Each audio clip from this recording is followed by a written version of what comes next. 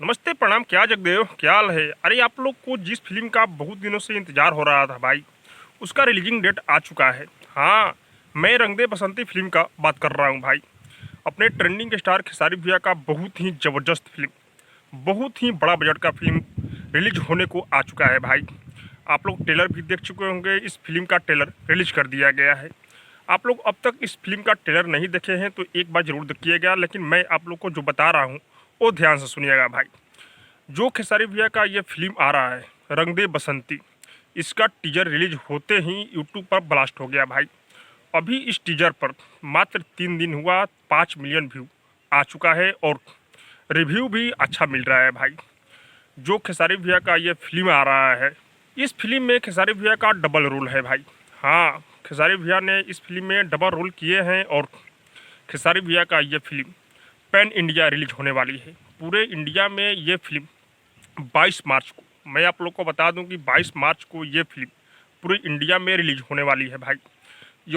और इस फिल्म में बहुत सारे गाने भी है भाई, और बहुत ही बेहतरीन बेहतरीन गाने हैं, क्योंकि इस फिल्म में बहुत सारे सिंगर गाना गाए हुए हैं, हिंदी से लेकर भोजपुरी तक भी। फिल्म में गाना जो लिखे हैं बहुत सारे कवि लिखे हैं भाई। 8-10 कवि मिलकर इस फिल्म में गाने, और 8-10 सिंगर मिलकर इस फिल्म में गाने गाए हुए हैं भाई। लेकिन मेन रोल में खेसारी लाल यादव है भाई।